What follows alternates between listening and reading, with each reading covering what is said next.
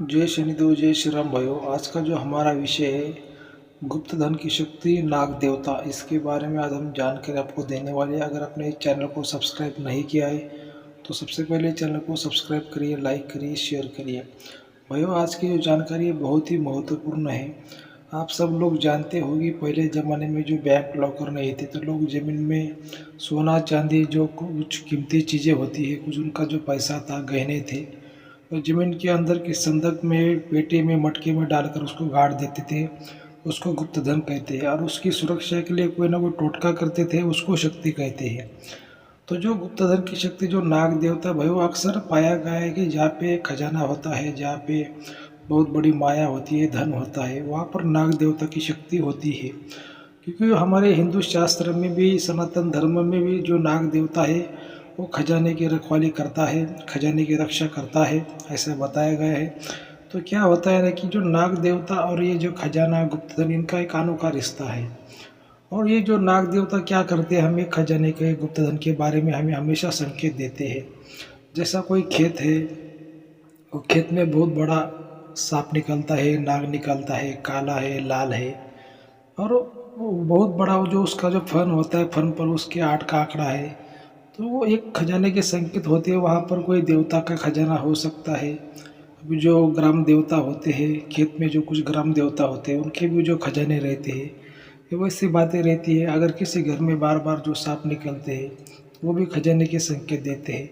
मतलब ये शक्तियाँ क्या करती है, हमें संकेत देती है कि भाई यहाँ पे खजाना है, यहाँ पर आसपास है, या वो ज़मीन के आसपास है, या फिर वो ज़मीन में, ऐसा संकेत वो देते हैं। लेकिन बात ऐसी होती भाई, पहले ज़माने में जो ज़मीन का क्षेत्र था लोगों का ज़्यादा बड़ा था, और उस ज़माने में जो खजाना जो लोग रखते थे तो उसका जो क्षेत्र है, उनकी जितनी भी ज़मीन थी उतने ज़मीन के अंदर वो टोटके को बांध देते थे। जैसे मान लीजिए, अभी मैं आपको उदाहरण बताना चाहूँगा।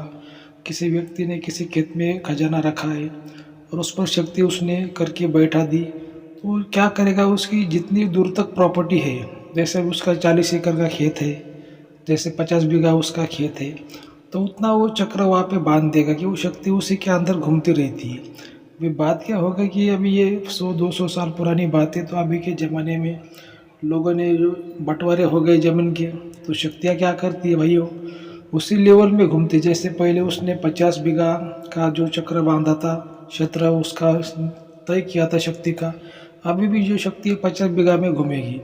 लेकिन 50 बीघा में अभी 50 लोग आ गए, तो इस बात को क्या होता है कि लोग अभी समझ नहीं पाते भाई।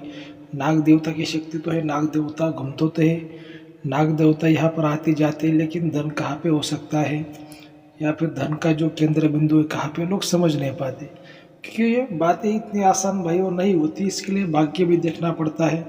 अगर कोई शक्ति किसी को संकेत देती है, सपनों में किसी को नाग दिखाई देता है, और रियल में भी अगर किसी को नाग दिखाई देता है, बार बार संकेत देता है, तो ये जो शक्तियाँ होती है भाई, वो ये आपको संकेत देती है। लेकिन इसके लिए आपका जो भाग्य क्या कहता है उसको भी देखना पड़ता है।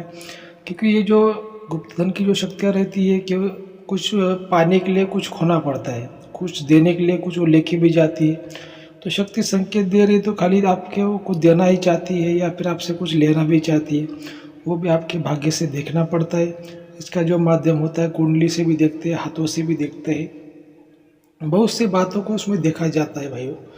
इसके लिए क्या होता है कि जो कुछ गुरु करना चाहिए, गुरु की सहायता लेनी चाहिए। अच्छे जो तांत्रिक होते हैं, अच्छे गुरु होते हैं, अच्छे पंडित होते हैं, अगर आध्यात्मिक गुरु आप करते हो, और गुरु कैसा करना चाहिए, उसके पास में दोनों भी विद्याओं का ज्ञान होना चाहिए।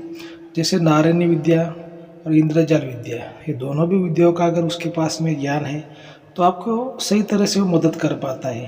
नहीं तो क्या होता है कि वो आपकी अधूरी मदद करता है, फिर आप वो समझ नहीं पाते और आप उससे ज़्यादा फायदा लाभ नहीं उठा सकते।